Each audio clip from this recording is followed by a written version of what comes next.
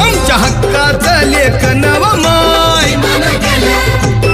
मग कुणी नाही केलं भलं व माय अग दिल्लीचं दालन फुलं व माय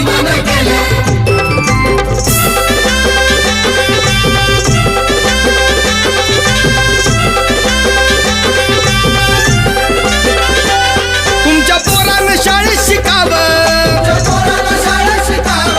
आशाला जारीला मुकावं असं सभेमधी भाषण व मा